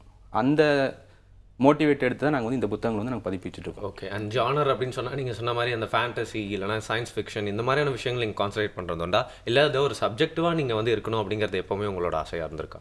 பல லட்சம் புத்தகங்கள் வந்து நம்ம பதிப்பிச்சுட்டு இருக்காங்க பல்வேறு மொழிகளில். இந்த இத்தனை லட்சம் புத்தகங்களையும் நம்ம வந்து தமிழுக்கு கொண்டு வர முடியுமானா முடியாது. அதில் வந்து ஒவ்வொரு பதிப்பும் அவங்களுக்கு பிடித்த வேலையை அவங்க பண்ணிட்டு இருக்காங்க. அவங்களுக்கு பிடித்த புத்தகங்களை வந்து அவங்க பதிப்பிக்கிறாங்க. ஓகே. அப்போ எனக்கு பிடித்தது என்னங்கிறது நான் பார்த்து அந்த வேலையை நான் பண்ணும்போது அது வந்து ஒரு பயாஸ்டாக வந்து மாறி போகிற மாதிரி நாங்கள் நினைக்கிறோம். ஓகே. நான் தேர்ந்தெடுக்கிற புத்தகங்கள் எல்லாமே வந்து ஏதோ ஒரு புக்கர் பிரைஸ் வாங்கின புத்தகமாவோ இல்லைன்னா ஒரு நோபல் பிரைஸ் வாங்கின புத்தகமோ அது வந்து அது எனக்கு பிடித்த அந்த புத்தகங்கள் அது வந்து மாறி போகணும் அப்படிங்கிறது அவசியம் இல்லை இது வந்து வேற யாரா சொல்லலாம், எங்கிட்ட எழுத்தாளர்களோ வந்து படைப்பாளர் எங்கிட்ட சொல்லலாம் இந்த புத்தகம் வந்து தமிழுக்கு வந்தே ஆகணுங்கிற பட்சத்தில் அதை நாங்கள் வந்துட்டு எந்த விலை கொடுத்தாலும் அதை வாங்கி தமிழில் வந்து நாங்கள் வெளியிடுறோம். ஓகே. பொதுவாக எல்லாருமே தெரிஞ்சுக்கணும் அப்படின்னு நினைக்கிற விஷயங்கள் போய் சேரணும் அப்படின்னு நினைக்கிறேன். அதாவது நான் அடுத்து கேட்க வேண்டிய கேள்விக்கான பதிலும் வந்து சொல்லிட்டாரு. ஏன்னா நீங்க பாத்தீங்கன்னா வந்து இப்போ நிறைய பேர் வந்து அவங்க படிச்சு அவங்களுக்கு பிடிச்ச புத்தகத்தை தான் வந்து மொழிபெயர்த்து வந்து அதை வந்து வெளியிடுவாங்க. யாரும் ரெக்கமெண்ட் பண்றாங்க, நம்மளுக்கு அது படிச்சு பிடிச்சின்னு தானே ரெக்கமெண்ட் பண்ணுவோம். நிச்சயமா. ஸோ நீங்க வந்து பாத்தீங்கன்னா வந்து வேரிடா வந்து மக்களுக்கு போய் சேரணும் அப்படிங்கிற ஒரு கான்செப்ட்ல வந்து சூஸ் பண்றீங்க. ஸோ இந்த சூஸ் பண்றது, அதாவது வந்து பாத்தீங்கன்னா வந்து செலக்ட் பண்றது அப்படிங்கிறது வந்து உண்மையிலே டஃப்பான ஒரு விஷயம். இப்போ வந்து தமிழ்ல வந்து நிறைய விஷயங்கள் வருது அப்படின்னாலும் இப்போ நீங்க மொழிபெயர்ப்புக்காக வந்து பாத்தீங்கன்னா வந்து எந்த மாதிரி வந்து புத்தகத்தை வந்து நீங்க செலக்ட் பண்றீங்க? எங்கிட்ட இருக்கிற லிஸ்ட்ல இன்னும் மொழிபெயர்க்க வேண்டிய லிஸ்ட்ல வந்து 2000 புத்தகம் நான் வச்சிருக்கேன் கையில். இந்த 2000 புத்தகங்கள் இது வரைக்கும் நாங்கள் 160 தான் பண்ணியிருக்கோம். இப்போ இந்த 2000 புத்தகங்கள் பண்றதுக்கு எங்களுக்கு எவ்வளவு காலம் தேவைப்படும் நினைக்கிறீங்க? கண்டிப்பா ஒரு 5 வருஷம். இல்ல அதோட அதிகமா இருக்கும். இல்லை என்னோட காலங்களை பண்ண முடியுமான்னு தெரியல. இது வந்து பகிர்ந்து அளிக்கப்படும் போது இந்த வேலை நடக்கும். ஓகே. மொழிபெயர்ப்பு அப்படிங்கிற விஷயத்தை பத்தி பேசிட்டு இருக்கீங்களா? ஓகே. இப்போ நான் மட்டுமே இதை பண்ணக்கூடிய வேலையை நான் நினைக்கல. பல பதிப்பகங்கள் வந்து இந்த வேலையை அவங்க இறங்கி பண்ணும்போது தான் இது வந்து பரவலாகும். எங்கிட்ட இருக்க 2000 புக்கு மாதிரியே இன்னொரு பதிப்பாளர்கிட்ட அவர்கிட்ட இதே மாதிரி சில ஆயிரங்களுக்கான புத்தகங்கள் அவர்கிட்ட இருக்கலாம். அது மொழிபெயர்க்க வேண்டிய புத்தகங்கள். அந்த புத்தகங்கள் வந்து எப்போ தமிழுக்கு வரும்னு நினைக்கிறீங்க? இது கூட்டு முயற்சியாக பண்ணும்போது இது வரும். ஓகே. உங்களுக்கு எழுத்தாளர்கள் இல்லை மொழிபெயர்ப்பாளர்கள் அது வந்து நீங்கள் எந்த ஒரு ஆஸ்பெக்டில் தேர்ந்தெடுக்கிறீங்க? அவங்க இந்த மாதிரிலாம் விஷயங்கள் இருக்கணும் அப்படின்னு நீங்கள் நினைக்கிறீங்களா? சில விஷயங்கள் எழுத்தாளர்களை பொறுத்த வரைக்கும் நம்ம தேர்ந்தெடுக்கிறது இல்லை. மொழிபெயர்ப்பாளர் வந்து நாங்கள் தேர்ந்தெடுப்போம். அதாவது இந்த டெக்ஸ்ட் இவர்கிட்ட போனால் சரியான விதத்தில் அது வருங்கிறது நமக்கு தெரியும். ஓகே. அந்த மாதிரி ஆட்களை தேர்ந்தெடுத்து அந்த படைப்புகளை வந்து அவங்ககிட்ட வழங்குறோம். அவங்க வந்து அது சிறந்த மொழியில் மொழிபெயர்த்து எங்களுக்கு கொடுக்குறாங்க. ஓகே. இப்போ மொழிபெயர்ப்பு அப்படின்னு பார்த்தீங்கன்னா நம்ம தமிழ் மொழியை ஒரு விதமாக வேறு வகையில் வந்து மொழிபெயர்த்து கொடுக்கலாம் அப்படின்னு சொல்லலாம். ஸோ சில ஃபேக்டர்ஸ் சில மாதிரியான வேர்ட்ஸ் இருக்கணும் அப்படிங்கிற மாதிரி நீங்கள் ஏதாவது வந்து குறிப்பிட்டு நீங்கள் யோசிச்சு வச்சிருக்கீங்களா? உங்களுக்குன்னு ஒரு பிரின்சிபல் இருக்கா? இல்லை, அடிப்படை என்னன்னா மக்களுக்கு புரியணும், அவ்வளோ, வேற எதுவும் இல்லை. நம்ம சிரமமான வார்த்தைகளை பூத்தி வாசகனை வந்து குழப்பற வேண்டிய வேலை எங்களோடது இல்லை. அவனுக்கு வந்து அந்த விஷயம் புரியணும். அதுக்காக இந்த மொழிபெயர்ப்பு நாங்கள் பண்ணுறது. பிற மொழி இலக்கியங்கள் தமிழுக்கு வரக்கான முக்கிய காரணமே வந்துட்டு அந்த இலக்கியங்கள் வந்து நம்மளுக்கு புரியணும், நம்ம வந்து அதை பதிவு செய்யணுங்கிறக்காக. அதில் வந்து நம்ம இந்த மாதிரி விஷயங்களை நாங்கள் பண்ணுறதே இல்லை. ஓகே. ஸோ கிரேட் தாட்ஸ் எல்லாருக்கிட்டும் போய் சேரணும் அப்படின்னா வந்து எந்த அளவுக்கு அது சிம்பிளாக இருக்கணும் அப்படிங்கிறதோட அவசியம் புரியுது இல்லையா? ஓகே. அதே மாதிரி வந்து பார்த்தீங்கன்னா இந்த ஒரு கம்பேரிசன் அப்படிங்கிற ஒரு டாப்பிக்குள்ள நம்ம வந்து வரும் வந்து பார்த்தீங்கன்னா பொதுவாக வந்து நம்ம எப்பயுமே வந்து ஒரு வெஸ்டர்ன் கல்ச்சரோட ஒரு கம்பேர் வந்து பண்ணுவோம். அந்த டெவலப்ட் கண்ட்ரிஸ் அவங்களோட வந்து நம்ம வந்து கம்பேர் பண்ணுவோம் இருக்கு அப்படின்னு வந்து சொல்லலாம் இல்லையா? நிறைய விஷயத்துல கம்பேர் பண்ணாலும் இந்த புக் ரீடிங் ஹேபிட்ல கூட ஒரு சின்ன கம்பேரிசன் பண்ணலாம் அப்படின்னு நான் வந்து நினைக்கிறேன். ஏன்னா அப்படின்னு பார்த்தீங்கன்னா இப்போ வந்து வெஸ்டர்ன் கண்ட்ரீஸ்லாம் ஒரு ஃப்ரெண்டை வந்து நீ ஒரு சின்ன பையனுக்கு வந்து ஸ்கூல் போகிற பையனுக்கு வந்து எப்படி நீ வந்து ஒரு ஃப்ரெண்ட்ஷிப்பை வளர்த்துக்கோ அப்படின்னு என்கரேஜ் பண்ணுறாங்க பேரண்ட்ஸ். அதே அளவுக்கு வந்து ஒரு புக்கு கூட நீ ஃப்ரெண்ட் ஆகணும் அப்படிங்கிறதையும் வந்து என்கரேஜ் பண்ணுவாங்க. ஸோ அங்கே வந்து பார்த்தீங்கன்னா சின்ன வயசுலேருந்தே அந்த புக் அப்படிங்கிறது அவங்க பேரண்ட்ஸாலேயே வந்து புகுத்தப்பட்ட ஒரு விஷயமாவே இருந்துச்சு. மட்டும் இல்லாமல் பார்ட் ஆஃப் த லைஃப் மாதிரி மாறிடும் இல்லையா? நிச்சயமா. ஸோ அந்த பார்ட் ஆஃப் த லைஃப் அப்படிங்கிறது வந்து இங்கே கொஞ்சம் லேக்கிங் அப்படிங்கிறதா வந்து பொதுவாக நிறைய பேரோட கருத்து சார். ஸோ இங்கே இந்தியா அப்படிங்கிறத பொறுத்த மட்டும் இந்த புத்தகம் வாசிக்கிறது அப்படிங்கிற பழக்கம் எந்த அளவுக்கு இருக்கு, இது எந்த அளவுக்கு வந்து இன்னும் வந்து மேம்படும் அப்படின்னு நீங்க நினைக்கிறீங்க? புத்தகம் வாசிக்கிற பழக்கம் வந்து இங்கே ரொம்ப கம்மி. மேலை நாடுகளுக்கும் நம்ம நாட்டுக்கு ஒரு வித்தியாசம் அதுதான். இப்போ நம்ம இந்த பிரிண்ட் ரன் வச்சே நம்ம வந்து அதை வந்து நம்ம தெரிஞ்சுக்கலாம். இப்போ தமிழ்நாட்டில் இருக்கிற பிரிண்ட் ரன் வந்துட்டு 600 to 1000 காப்பீஸ் தான் சொல்கிறோம். இது நாங்கள் வந்து 20 வருஷத்துக்கு முன்னாடி சொன்ன அதே விஷயத்தை தான் இப்போயும் நான் சொல்லிட்டு இருக்கேன். 2000களில் வந்து எத்தனை பிரிண்ட் ரன் ஓடிச்சோ அதே தான் 2010 ஓடிட்டு இருக்கும். ஓகே. இல்லை 90களில் எவ்வளோ ஓடிச்சோ அதே தான் இப்போ ஓடிட்டு இருக்கு. ஆனால் நீங்கள் வந்து மேலை நாடுகளை பொறுத்த வரைக்கும் அந்த மாதிரி இல்லை. இப்போ அங்கே விற்பனையான மிக சிறந்த நூட்கள் இந்த டாவின்சி கோடோ இல்லை ஹாரி பாட்டரோ பார்த்தீங்கன்னா 20 கோடி 8 கோடி 10 கோடி அதுதான் அவங்களுடைய ஓகே அந்த பிரிண்ட் ரன் இலக்குன்னு சொல்கிறாங்க. இன்னொன்று இந்த புத்தகம் வர்றதுக்கு முன்னாடியே வந்துட்டு அவங்க வந்து ப்ரீ ஆர்டருங்கிற பேர்லேயே வந்து லட்சக்கணக்கான புத்தகங்களை வந்து அங்கே புக் ஆயிருது. ஓகே. ஆனால் இங்கே அந்த மாதிரி ஒரு சூழல் இன்னும் உருவாகலைன்னு நினைக்கிறோம். அது உருவாக்குறதுக்கான வேலையை நம்ம ஈடுபட்டுருக்கோம். அண்ட் நாங்கள் ஏற்கனவே சொன்ன மாதிரி புக்ஸ் பற்றி மட்டும் இல்லாமல் அதோட காப்பிரைட் அந்த ப்ராசஸ் பற்றியும் தெரிஞ்சுக்கணும் அப்படிங்கிறது ரொம்ப முக்கியம்னு நினைக்கிறேன். ஏன்னா இப்போ வந்து படைப்பு எந்த அளவுக்கு முக்கியமாக அந்த படைப்பு நம்மளோட விஷயமா இருக்கணும், ஐடென்டிஃபை பண்ணணும், மற்றவங்க எல்லாருமே அதை பார்த்து வந்து யார் எழுதியிருக்கான்னு தெரிஞ்சுக்கணும் அப்படிங்கிற விஷயமும் வந்து ரொம்ப முக்கியமாகப்படுது அப்படின்னு நினைக்கலாம் இல்லையா? நிச்சயமா இந்த இன்டர்நெட் உலகத்துல வந்து பாத்தீங்கன்னா வந்து இன்னைக்கு இன்ஸ்பிரேஷனுக்கும் காப்பிங்க்கும் வந்து ரொம்ப ஒரு மெலிசான கூட தான் நடுவில் இருக்கு. யாரோட கருத்துக்கள் எதுவுமே தெரிய மாட்டேங்குது அப்படின்னு சொல்லலாம். நிச்சயமா, அதாவது வைரலா வந்து எப்பயுமே வந்து போகும்போது வந்து இப்படி ஒருத்தவங்க சொன்னாங்கன்ற ஒரு ரீதி தான் போதே தவிர அது யாரோட கருத்து அப்படிங்கிறது வந்து நம்மளுக்கு தெரியாமலே வந்து போயிடுது. கொண்டாடுறதுக்கும் நிறைய பேர் இருக்காங்க. இந்த மாதிரி நிறைய ரிஸ்க் ஃபேக்டர்ஸ் இருக்கும்போது தான் வந்து காப்பிரைட் அப்படிங்கறதோட ஒரு இம்பார்ட்டன்ஸ் வந்து புரியுது சார். ஸோ காப்பிரைட் பத்தி வந்து சொல்லுங்க, அது எந்த அளவுக்கு இம்பார்ட்டன்ட், அதுக்கான ரூல்ஸ் அண்ட் ரெகுலேஷன்ஸ் பத்தியும் சொல்லுங்க. உலகெங்கிலும் வந்து இந்த காப்புரிமைங்கிற ஒரு விஷயம் வந்துட்டு படைப்பாளிகிட்ட தான் இருக்கும். அது நீங்கள் எந்த நாட்டில் போனீங்கன்னாலும் படைப்பாளிகிட்ட தான் அந்த காப்புரிமை இருக்கு. ஓகே. அந்த படைப்பாளி வந்துட்டு யாருக்கிட்ட அந்த காப்புரிமை வந்து அவர் வழங்குறாரோ அவரை வந்து அது வந்து மெயின்டைன் பண்ணுறாரு. இப்போ நம்ம நாடுகளில் வந்து அதிகமாக அது இன்னும் பிரபலமாகலை. மேலை நாடுகள் எப்படின்னா ஒரு ரைட்டரோட நீங்கள் புக்ஸை நீங்கள் வந்து அதோடைய காப்பிரைட் வாங்கணும்னா அவங்க வந்து ஒரு ஏஜென்ட்டை வந்துட்டு அதை நியமிக்கிறாங்க. ஓகே. இப்போ நான் உதாரணத்துக்கு ஒரு சல்மான் ருஷ்டியோட புத்தகத்தை நான் வந்து காப்பிரைட் வாங்கி தமிழில் வெளியிடணும்னா நான் சல்மான் ருஷ்டியை வந்து நான் வந்து அப்ரோச் பண்ண முடியும். ஓகே. அந்த மிடில் மேன். ஆமாம், அவருடைய காப்பிரைட் அதை ஏஜென்ட் ஒருத்தர் இருப்பார், அவர்கிட்ட நான் அப்ரோச் பண்ணணும். அவர்கிட்ட அப்ரோச் பண்ணி நம்மளுடைய தேவையினா நம்ம எவ்வளோ பிரிண்ட் ரன் அடிக்கிறோம், இது எவ்வளோ வருஷத்துக்கான இந்த அக்ரிமெண்ட், அதை பொறுத்த வந்து நான் காப்பிரைட் வந்து சைன் பண்ணுறோம். ஓகே. இப்போ முழுக்க என்ன ஆகுதுன்னா சல்மான் ருஷ்டி அவர் ஆத்தன்டிகேட் பண்ணிட்டு இருக்கிற அந்த ஏஜென்ட் மூலிமா நம்ம வந்து இந்த காப்பிரைட்டை வாங்கிட்டு அந்த காப்பிரைட்டு எந்த லாங்குவேஜுக்கானதுன்னு நம்ம இது பண்ணுறோம். நம்ம இப்போ தமிழுக்கான காப்பிரைட்டுங்கும் போது அது எத்தனை வருஷம், இந்த வருஷம் வரைக்கும் அந்த பர்டிகுலர் ஆத்தரோட காப்பிரைட் நம்மகிட்ட இருக்குது, தமிழில் இருக்குது, எத்தனை வருஷத்துக்குங்கிற மாதிரி. ஓகே. இந்த விஷயங்கள் வந்து இந்தியாவில் வந்து இன்னும் பிரபலமாகலன்னு நினைக்கிறோம். அதாவது இப்போ இங்கே இருக்கிற எழுத்தாளர் காப்பிரைட்டுங்கிறது அவங்க வந்து நேரடியாக நீங்கள் வந்து எழுத்தாளரை தான் வந்து நீங்கள் வந்துட்டு அணுகணும். அந்த எழுத்தாளர் வந்து உங்களுக்கு காப்பிரைட் கொடுக்குறாரு இத்தனை வருஷத்துன்னு சொல்லிட்டு. பொதுவாக வந்து உலகளாவிய இந்த காப்பிரைட் இஷ்யூ வந்து என்னென்னா 70 வருஷம். இப்போ இன்றைக்கி ஒரு படைப்பு வெளிவருதுன்னா அதுலேருந்து 70 வருஷம் வரைக்கும் அந்த காப்பிரைட் வந்து அந்த எழுத்தாளர்கிட்ட இருக்குது. 70 வருஷத்துக்கு அப்புறம் அதை வந்து அவுட் ஆஃப் காப்பிரைட் பீரியட்னு போயிடுது. அது வந்து எல்லா இடத்துலையும் ஏற்றுக்கொள்ளக்கூடிய ஒரு செய்தியாக இருக்குது. ஓகே. இப்போ அதையும் மீறி சில அரசாங்கங்கள் வந்து அதில் தலையிட்டு சில புத்தகங்கள் வந்துட்டு உடனடியாக மக்களுக்கு போய் சேரணும், அது வந்து நம்ம வந்து நாட்டுடைமை ஆக்கணுங்கிற பட்சத்தில் கண்டிப்பாக அது வந்து அவங்களுடைய விருப்பத்தின் பேர் அது சேராங்க. அது எழுத்தாளரோட சம்மதத்தின் பேரில் இருக்கலாம், இல்லை அவங்களுடைய அந்த குடும்பத்தின் சம்மந்தத்தின் பேரில் இருக்கலாம். அந்த விஷயம் நம்ம பண்ணுவோம், இனிஷியேட்டிவ் எடுக்கிறது கூட. ஒருத்தரை பற்றி வந்து நல்லா புரிஞ்சுக்கணும் அப்படின்னா வந்து பார்த்தீங்கன்னா வந்து ஒரே ஒரு கப் காஃபியை வந்து உட்காந்து சாப்பிட்டு அந்த டைம்ல நம்ம பேசுறோம் இல்லையா, அந்த டைம்லயே வந்து ஒருத்தரை பற்றி வந்து புரிஞ்சுக்கலாம் அப்படின்னு வந்து பொதுவாக வந்து சொல்லுவாங்க.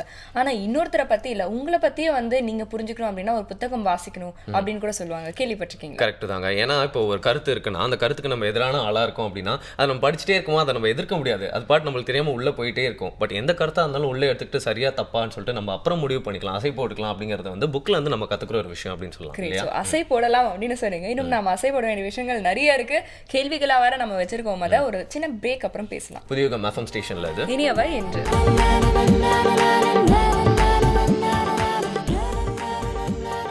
Welcome back. இனியவன் நிகழ்ச்சி புதியுகம் FM ஸ்டேஷன்ல காலை வேலை இருக்கு, என்ஜாய் பண்ணிக்கங்க. காலையில ஒரு நல்ல விஷயத்தை பத்தி பேசிட்டு இருக்கோம் அப்படின்னு சொல்லலாம். வேர்ல்ட் புக் அண்ட் காப்பிரைட் டே. புக்ஸ்லாம் பத்தி நம்மளுக்கு நல்லா தெரியும். காப்பிரைட் அப்படிங்கிற வார்த்தையை மட்டுமே நிறைய பேர் பார்த்திருப்பாங்க, பட் அது எப்படி நடக்குது அப்படின்னு தெரிஞ்சிருக்கும். அண்ட் புக்ஸோட அவசியத்தையும் புரிஞ்சிருக்கும் சொல்லலாம். அந்த அவசியத்தை உணர்த்துறதுக்காக பாத்தீங்கன்னா எதிர் வெளியீடுல இருந்து அனுஷ் அவர்கள் வந்திருக்காரு, தொடர்ந்து பேசலாம். அதாவது நீங்க மொழிபெயர்ப்பு பண்ணப்பட்ட புத்தகங்கள்லாம் நிறைய வந்து வெளியிட்டு இருக்கீங்க அப்படின்னு சொல்லலாம். அப்படி இருக்கும்போது அதுல ரூல்ஸ் அண்ட் ரெஸ்ட்ரிக்ஷன்ஸ் நார்ம்ஸ்லாம் வந்து மாறுது அப்படிங்கிறது தான் என்னோட கேள்வி. அது மட்டும் இல்லாம அதுல இருந்து அதாவது வந்து வேற கண்ட்ரில இருந்து நம்மளுக்கு வந்து இந்த மொழிபெயர்ப்புலாம் பண்ணி வேற புக்ஸ்லாம் கொடுக்குறாங்க அந்த காப்பிரைட்ஸ்ல அப்படின்னா அவங்க எந்தெந்த விஷயத்தெல்லாம் ரொம்ப ஃபோக்கஸ்டாகவும் இம்பார்ட்டண்ட்டாகவும் பார்க்குறாங்க அப்படின்னு சொல்லுவாங்க. அவங்க முதல்ல பார்க்குறது வந்துட்டு அந்த படைப்பு எந்த விதத்தில் செதஞ்சிடக்கூடாது. இப்போ அவங்களுக்கு வந்து தமிழ் மொழி தெரியாது, நான் வாங்குற தமிழ் மொழி அவங்களுக்கு நிச்சயமாக தெரியாது. அப்போ இது என்ன பண்ணோன்னா நம்ம வந்து மொழி மாற்றம் பண்ணதுக்கப்புறம் அவங்க சொல்கிற ஒரு ஆத்தர்கிட்ட வந்து இந்த புக்கு வந்து நம்ம போகும், நான் பண்ணியிருக்க அந்த மொழியாக்கம் வந்துட்டு அவங்ககிட்ட அந்த புத்தகம் போகுது, அவங்க பார்த்து சரி பண்ணி கொடுப்பாங்க. ஓகே, இந்த புக்கு இந்த தமிழில் வரும்போது எந்த வித சிதைவும் இல்லாமல் வருது. ஓகே, அதே கருத்து. ஆமாம், அதே கருத்து தான் வந்திருக்கு. இப்போ நம்ம நினைச்ச மாதிரி இன்னொரு கருத்தை வந்து அதில் எழுதிட முடியாது. அது வந்து அந்த ஆத்தர்கிட்ட போய் அவரோட சம்மதத்தின் பேரில் வந்து இந்த புத்தகம் வந்து இங்கே வெளியிடுறோம். இது வந்து முதல் ரூல். ரெண்டாவது வந்துட்டு அந்த ஆத்தரோட பேருக்கு வந்து எந்த களங்கமும் ஏற்படுத்தக்கூடாது. இப்போ நம்ம சில இடங்கள் என்ன பண்ணுறோம்னா ஆத்தரோட பேரை வந்து மாற்றியோ இல்லை வந்துட்டு அது அவங்க எப்படி எந்த அடிப்படையில் வந்து அவங்க உபயோகிக்கிறாங்களோ அதை வந்து நம்ம வந்து இங்கே இருக்கிறவங்க சிதைச்சிடக்கூடாது. ஓகே, அது வந்து அவங்க முக்கியமாக பார்க்குறாங்க. அதுக்கப்புறம் அந்த கால அளவு, அப்புறம் அந்த விலை நிர்ணயம், இது எல்லாமே வந்து அவங்க வந்து அந்த அக்ரிமெண்ட்டில் நம்மளுக்கும் அவங்களுக்கு இருக்கிற அக்ரிமெண்ட்டில் என்ன இருக்குதோ அதை அப்படியே நம்ம கடைபிடிக்குமோங்கிற அவங்க வந்து கவனமாக பார்க்குறாங்க. அண்ட் இது மாதிரி வந்து ஈஸியாக மொழிபெயர்க்கப்பட்டு வந்துடுது அப்படிங்கிறத நம்ம பார்த்துருக்கோம். பட் அதுக்கு பின்னாடி இவ்வளோ விஷயங்கள் இருக்கா அப்படின்னு சொல்லிட்டு கேட்கும்போது தான் தெரியுது இல்லையா? நிறைய சிரமங்கள் இருக்கு அப்படின்னு வந்து சொல்லலாம். மொழிபெயர்ப்புக்கு மட்டும் இல்ல, ஒரு புத்தகத்தை எழுதுறதே வந்து பாத்தீங்கன்னா வந்து நிறைய ரெஸ்பான்சிபிலிட்டி இருக்கு அந்த ரைட்டருக்கு அப்படின்னு சொல்லலாம். ஏன் அப்படின்னு பாத்தீங்கன்னா புத்தகங்கள் வந்து உலகத்தையும் மாற்றக்கூடிய அந்த தன்மை உடையது தானே. எக்ஸாக்ட்லி. ஒரு விஷயம் வந்து பார்த்தீங்கன்னா வந்து கொண்டு போய் சேருது அப்படின்னா ரொம்ப சிம்பிளிஃபைட்ஸாக தாட்ஸாக போகும்போது வந்து அது வேர்ல்டு ஃபுல்லாக போய் சேரதுக்கான நிறைய வாய்ப்பு இருக்குது அப்படின்னு சொல்லலாம். அதில் வந்து என்னென்னலாம் நடுவில் நடக்குது அப்படிங்கிறதெல்லாம் இன்னைக்கு நம்ம பேசும்போது தான் புரியுதுன்னு சொல்லலாம் இல்லையா? இதை பற்றி வந்து பேசும்போது பார்த்தீங்கன்னா வந்து நாம நிறைய கேள்விப்பட்டிருக்கோம். சில புத்தகங்கள் வந்து ஒரு ரெவல்யூஷனை வந்து கிரியேட் பண்ணுச்சு, நிறைய கருத்துக்களை மாறி இருக்கு, நிறைய சமூகத்தையே வந்து சேஞ்ச் பண்ணிருக்கு அப்படின்லாம் வந்து நம்ம கேள்விப்பட்டிருக்கோம். ஸோ அந்த மாதிரியான புத்தகங்கள் பற்றி நீங்கள் சொல்லுங்கள் சார். இந்த வரலாற்றின் போக்கில் சில புத்தகங்கள் வந்துட்டு அந்த வரலாற்றின் போக்கே மாற்றிருக்கு. அது இது வரைக்கும் வந்து மனிதன் நம்பிட்டு இருந்த பல விஷயங்கள் இல்லை பல நம்பிக்கைகள் வந்துட்டு தவிடுபடியாக்குற புத்தகங்கள் இது வரைக்கும் வந்திருக்கு. அந்த மாதிரி புத்தகங்கள் வந்து ஒரு 5-6 புத்தகங்கள் நம்ம சொல்கிறோம். வேர்ல்டு ரெக்கமெண்ட் புக்ஸ்ன்னு சொல்கிறோம் அதையே. அதில் வந்து இது வந்து எண்ணிக்கை அடிப்படையான இல்லை, அந்த 5-6 புத்தகங்களில் ஒவ்வொரு புத்தகமாக சொல்லலாம். Okay please. முதலாவது நம்ம சொல்ல போகிறது வந்துட்டு காரல் மார்க்ஸ் எழுதின டாஸ் கேபிட்டல். தமிழில் வந்து மூலதனம்னு சொல்லிட்டு அது வந்து மொழிபெயர்க்கப்பட்டுள்ளது. இது வந்து சமூக அரசியல் வரலாற்றில் வந்து மிக முக்கியமான ஒரு புத்தகம். ஓகே மாணிக்கணும், திருப்பியும் அதோட பேர் சொல்ல முடியுமா? டாஸ் கேபிட்டல்ங்கிற அந்த டாஸ் கேபிட்டல். இது வரைக்கும் இந்த முதலாளித்துவ சமூகம், உற்பத்தி முறையை சார்ந்த சமூகம், அந்த வரலாறு தான் இது வரைக்கும் பதியப்பட்டிருக்கிற அந்த நேரத்தில் தான் அவர் வந்துட்டு இந்த வரலாறு என்பது முதலாளிகளால் நிர்ணயிக்கப்படுவதல்ல, தொழிலாளிகளால், அதாவது இந்த வர்க்கத்தால் நிர்ணயிக்கப்படுதுன்னு சொல்கிறாரு. அது வந்து இந்த வரலாற்றில் வந்து அந்த வரலாற்றை வந்து திருப்பி விட்ட புத்தகம்னு நம்ம சொல்லுவோம். இன்னொரு புத்தகம் நம்ம எடுத்துக்கிற வந்து இந்த சமய நூல்களில், அதாவது சமயம் சார்ந்த நூல்களில் பைபிளை வந்து நம்ம குறிப்பிடுறோம். அதிகமாக இன்னைக்கு வரைக்கும் பதிக்கப்பட்ட அப்படின்னு சொல்லுவாங்க. அதன் தாக்கம் தான் வந்துட்டு இன்னைக்கு வந்து வேர்ல்டில் வந்துட்டு கிறிஸ்டியானிட்டி வந்து நிறைய பேர் பின்பற்ற ஒரு மதமாக இருக்கிற காரணம் வந்துட்டு அந்த பைபிள். அது அதன் அந்த புத்தகத்தை நம்ம சொல்கிறோம். இன்னொரு புத்தகம் இந்த மானிடவியல் கோட்பாட்டில் வந்துட்டு ஆரிஜின் ஆஃப் ஸ்பீசிஸ்னு ஒரு புத்தகம் இருக்குது. ஓகே, டார்வினோடது. அது வரைக்கும் நம்ம மக்கள் நம்பிட்டு இருந்த ஒரு விஷயத்தை அவர் அப்படியே புரட்டி போடுறாரு. குரங்கிலிருந்து தான் மனிதன் வர்றாங்கிற அந்த விஷயத்தை சொல்லும்போது அந்த காலகட்டம் வந்து ரொம்ப முக்கியமான காலகட்டம். அறிவியல் வந்து வளராத காலகட்டத்தில் வந்து அவர் வந்து தானே வந்து முன்னெடுத்து அந்த ஆராய்ச்சியில் ஈடுபட்டு அந்த விஷயங்களை சொல்லும்போது உலகம் வந்து முதல்ல வந்து ஏற்றுக்கொள்ள மறுக்குது. ஓகே, இது வந்து இதற்கான ஆதாரங்கள் இல்லைங்குது. ஆனால் இன்றைக்கி வந்து அதனுடைய சாத்தியக்கூறுகள் வந்து நம்ம கொண்டுட்டோம். அந்த வகையில் பார்க்கும்போது அந்த காலகட்டத்தில் அந்த புத்தகம் வந்து மிக முக்கியமான கேள்விகள் நம்ம மனசில் கண்டிப்பாக அதுலேருந்து அந்த மானுடவியல் கோட்பாடு வந்து மாறுது. நம்ம இந்த அரசியலும் மதமும் வந்து மாற்றக்கு காரணம் வந்து அந்த புத்தகத்தை நம்ம சொல்கிறோம். இன்னொரு புத்தகம் வந்து சுற்றுச்சூழல் பார்த்தீங்கன்னா ரேச்சல் கார்சன் எழுதின சைலண்ட் ஸ்ப்ரிங்கிற ஒரு புத்தகம். ஓகே, அந்த புத்தகம் என்ன பேசுதுங்கிற பட்சத்தில் நீங்கள் இன்றைக்கி இருக்கிற இந்த பூச்சிக்கொல்லி மருந்துகள் இருக்கு இல்லையா, அது வந்து கிட்டத்தட்ட அமெரிக்காவில் வந்து 60 வருடங்களுக்கு முன்னாடி வந்து உபயோகிக்க ஆரம்பிச்சிட்டாங்க. அதோடைய தீமைகளை வந்து முதல்ல உலகுக்கு சொன்ன புத்தகம் வந்துட்டு இந்த மௌன வசந்தம் என்கிற அந்த சைலன்ஸ். எந்த காலகட்டத்தில் வந்துச்சு? அது 1955 வந்த புத்தகம். இன்னைக்கும் நம்ம இந்த விஷயத்தை ரொம்ப பரவலாக பேசிட்டு இருக்கோம். அதுக்கு முன்னோடி வந்து ரேச்சல் கார்சல் தான். அவங்க தான் முன்னாடி வந்து சொல்கிறாங்க, முன்னறிவிக்கிறாங்க. இந்த சுற்றுச்சூழலாக நம்ம என்ன சொல்கிறோம்னா முன்னறிவிப்பாளர் தான் சொல்கிறோம். அதில் முக்கியமாக வந்து ரேச்சல் கார்சனோட புத்தகத்தை நம்ம இது பண்ணுறோம். இன்னொரு புத்தகம் வந்து என்னன்னு சொன்னீங்கன்னா மருத்துவத்தை உளவியல்னு நம்ம சொல்கிறோம் இல்லைங்களா. இன்றைக்கி இருக்கிற இந்த உளவியல் அதில் வந்து சிக்மண்ட் ஃப்ராய்டு எழுதின இன்டர்பிரிட்டேஷன் ஆஃப் ட்ரீம்ஸ்னு ஒரு புத்தகம், அதாவது கனவுகளின் விளக்கம். இந்த புத்தகங்கள் வந்துட்டு வரலாற்றின் போக்க மாற்றின புத்தகங்களை நம்ம எடுத்துக்கிறோம். தத்தமது துறையில் அந்த துறையோடைய அது வரைக்கும் கொண்டு வந்த நம்பிக்கையில் வந்து மாற்று இந்த புத்தகங்கள். ஓகே, பொதுவாக வந்து ஒரு விஷயம், அதாவது ஆப்ஜெக்ட் செல்ஃபோன் வந்து எல்லாத்தையும் மாற்றிடுச்சு அப்படிலாம் சொல்லுவாங்க. ஆனால் இந்த புக்ஸ்லாம் பார்த்தீங்கன்னா இன்றைக்கு வரைக்கும் நிறைய பேரை வந்து மாற்றிட்டே இருக்குது, நிறைய பேரோட மைண்ட் செட்டை வந்து மாற்றிட்டே இருக்குது அப்படின்னு சொல்லலாம். எந்த அளவுக்கு பவர்ஃபுல்லாக புக்ஸ் இருக்குது அப்படிங்கிறது இதுக்கு ஒரு சான்று அப்படின்னு சொல்லலாம் இல்லையா? ஸோ லேர்னிங் அப்படிங்கிற ஒரு கரெக்டான வார்த்தையை வந்து சொல்கிறீங்க. ஆனால் இன்றைக்கி வந்து இந்த லேர்னிங்க்கு வந்து செலவு பண்ணுறது அப்படிங்கிறது வந்து பார்த்திங்கன்னா அனாவசிய செலவு அப்படிங்கிற மாதிரியான ஒரு கருத்து தான் வந்து இங்கே நிறைய பேர் கிட்ட இருக்குது. குறிப்பாக பார்த்திங்கன்னா தமிழகத்தில் இந்த மாதிரியான ஒரு கருத்து இருக்குது. இப்போயுமே வீட்டில் வந்து புக் ஃபேருக்கு வந்து நம்ம போகணும் அப்படின்னா கூட எதுக்குப்பா இவ்வளோ செலவு அப்படின்னு கூட வந்து கேட்குறாங்க. படத்துக்கு போயிடலாமே அப்படி வந்து சொல்றாங்க. ஸோ வந்து புத்தகம் வாங்குறது, அதை வாசிக்கிறது அப்படிங்கிறது வந்து ஒரு அனாவசிய செலவு, ஆடம்பரம் அப்படிங்கிற மாதிரி கருத்து வந்து இன்னைக்கு இருந்துட்டு வருது. இது வந்து இப்போ வந்து கொஞ்சம் காலமா பார்த்தீங்கன்னா மாறிட்டு வருது அப்படின்னு கூட சிலர் சொல்றாங்க. இது எந்த அளவுக்கு உண்மை? மாற்றம் பெரிய அளவில் நடக்கும்னு எதிர்பார்க்குறோம். இப்போ இன்னைக்கு 23ஆம் தேதி உலக புத்தக தினம்னு கொண்டாடுறோம். இதுக்கு 2 நாளுக்கு முன்னாடி 21ஆம் தேதி அக்ஷய தீதின்னு சொல்றாங்க. அந்த நாளில் என்ன நடக்குது? எல்லாருமே போய் நகை வாங்குறாங்க. நகை வாங்கினா என்ன நடக்கும்னு நம்புறாங்கன்னா செல்வம் வந்து பெருகும்னு நம்புகிறாங்க இல்லைங்களா. பொதுவாக நான் பார்த்த அளவுக்கு என்ன நடக்குதுன்னா அந்த செல்வத்தை வாங்குறதுக்கு, அந்த நகை வாங்குறதுக்கு அவங்கள்ட்ட கையில் பணம் இருக்கிறதுல இருக்கிற செல்வத்தை அடமானம் வச்சோ விற்றோ அந்த பணத்துலேருந்து மறுபடியும் போய் புது நகையை வாங்குறாங்க. அன்னைக்கு ஏதாவது வாங்கும் பட்சத்தில் அவங்க என்ன நம்புறாங்கன்னா செல்வம் பெருகும் நம்புறாங்க. ஆனால் நீங்கள் இன்னொரு விதத்தில் பாருங்கள், 2 நாளைக்கு அப்புறம் வர இந்த புத்தக தினத்தில் அறிவை பெருக்கிறதுக்கான எந்த வழிமுறைகளையும் நம்ம சமூகம் வந்து கேட்பாரற்று கிடக்குது. நான் ஒரு யோசனை செய்கிறது உண்டு எப்பயுமே. அந்த 23ஆம் தேதி ஒரு பதிப்பாளனுடைய கடையிலையோ இல்லை ஒரு புத்தக கடைக்காரனோட கடையிலையோ நீங்கள் யோசிச்சு பாருங்கள், ஒரு காலையில் 9 மணிக்கு வந்து கடை திறக்க முன்னாடி ஒரு பெரிய கியூ நின்று நீங்கள் பார்த்துருக்கீங்களா? அந்த அறிவு செல்வத்தை வந்து எடுத்துகிட்டு போகணும்னு நினச்சிருக்கீங்களா? அறிவு வந்து பெருகக்கூடியங்கிறது ஏன் வந்து மக்கள் வந்து நம்ம சிந்திக்க மாட்டேங்கிறோம்? செல்வம் வந்துட்டு எண்ணிய காலம்னு அழியக்கூடியதாக இருக்கும். ஆனால் அறிவு வந்து அப்படி இல்லை. நீங்கள் இன்னொரு புத்தகத்தை நீங்கள் விற்று கூட இன்னொரு புத்தகத்தை வாங்குங்க, உங்களுக்கு வந்து இரு புத்தகங்களுக்கான அறிவை வந்து நீங்கள் வந்து பெருக்கிறீங்க. அதையும் படிச்சுட்டோம், இன்னொரு புக்கும் படிக்க போகிறோம். ஆனால் இந்த செல்வம் அப்படி ஏன்னு நீங்கள் யோசிச்சு பார்க்கணும். இந்த விஷயத்தை யார் வந்து முன்னெடுத்து செல்லணும்? எல்லாருமே. அதுக்கு ஊடகங்களுக்கும் அதுக்கு வந்து நீங்கள் வந்து துணை நிற்கணும். கண்டிப்பா. இன்னைக்கு வந்து நம்ம புத்தகம் வந்து படிங்க அப்படின்னு சொல்லி நம்ம வந்து ஸ்ட்ரெஸ் பண்ணிட்டு இருக்கோம். இன்ஃபேக்ட் நம்மளுடைய ஷோலயே பாத்தீங்கன்னா அதுக்காக ஒரு தனியா ஒரு பகுதியே வந்து இருக்கு. ஸோ அந்த அளவுக்கு நாம வந்து இதை வந்து வலியுறுத்திட்டு இருக்கோம்னா வந்து நேர்கள் வந்து யோசிக்கலாம், அப்படி வந்து இதுல என்ன ஒரு முக்கியத்துவம் இருக்கு அப்படின்னு சொல்லிட்டு. ஸோ அதுக்கான விடையை நம்மளோட கெஸ்டே சொன்னா நல்லா இருக்கும் இல்லையா? ஸோ இன்னைக்கு வந்து புத்தக தினம், இதோட முக்கியத்துவம் பத்தி நீங்க சொல்லுங்க சார். இந்த சமூகத்தோட ரசனையை யார் தீர்மானிக்கிறாங்கன்னு நினைச்சிட்டு இருக்கீங்களா? நம்ம எல்லாரும் நினைச்சிட்டு இருக்க நுகர்வு. நான் ஒரு நுகர்வாளனாக இருக்கேன், நீங்கள் ஒரு நுகர்வாளனாக இருக்கீங்க, நம்ம தான் தீர்மானிக்கணும்னு நினைக்கிறோம் இந்த சமூகத்தோட ரசனையை. கண்டிப்பாக அது அப்படி அல்ல. மேலே இருக்கவங்க. இந்த சமூகத்தோட ரசனையை யார் தீர்மானிக்கிறான்னா ஒரு தொலைநோக்கு பார்வை கொண்ட ஒரு எழுத்தாளனும் அவன் எழுதிய ஒரு புத்தகமும் தான் இந்த சமூகத்தோட ரசனையை தீர்மானிக்குது. அப்போ இந்த ரசனையை தீர்மானிக்கக்கூடிய அந்த எழுத்தாளனும் இல்லை அந்த புத்தகமும் நம்ம யார் படிக்கணும், அது எங்கேருந்து தொடங்கணுங்கிற விஷயம் இருக்குது. நம்ம குழந்தைகள்கிட்ட இருந்து அதை தொடங்க முடியும். நான் இப்போ இங்கேருந்து வெளியே போய் நீங்கள் வெளியே போய் வந்து அதை தொடங்க முடியாது. நம்மளோட குழந்தைகள் மூலியமாக தான் அதை வந்து முன்னாடி தொடங்க முடியும். ஏன்னா குழந்தைகளுக்கு பார்த்தீங்கன்னா இந்த கதை கேட்கறதுல மிக சிறந்த ஆர்வம் இருக்குது. எல்லா நாட்டு குழந்தைகளும், நீங்கள் எந்த நாட்டு குழந்தையாக இருந்தாலும் அவங்க தாய் தகப்பன் இருந்தோ இல்லை அவங்க பாட்டிமார்கள் இருந்தோ தாத்தாமார்கள் இருந்தோ அந்த கதை கேட்குற பழக்கம் அவங்களுக்கு அதிகமாக இருக்கும். இந்த கதைகள் தான் வந்துட்டு இந்த கற்பனை வளத்தை வந்து அதிகப்படுத்தும். நான் பார்க்காத ஒரு உலகத்தை இல்லை நான் கேள்விப்படாத ஒரு உலகத்தை பற்றி விஷயங்களை வந்து இந்த கதைகள் தான் அவங்களுக்கு சொல்லிக் கொடுக்கலாம். கண்டிப்பாக அது சொல்லிக் கொடுக்குது. அப்போ இந்த கதை கேட்குற ஒரு காலம் வந்து அவங்களுக்கு முடியும். ஒரு 5 வயசு 6 வயசு ஆகும் அந்த கதை கேட்குற அந்த காலம் முடியும் போது அந்த நேரத்தில் நீங்கள் வந்து புத்தகத்தை வந்து அவங்களுக்கு வந்து அறிமுகப்படுத்தணும். அப்போ அதை வந்து அவங்க வந்து விடாமல் அதை பிடித்து கொள்வாங்க.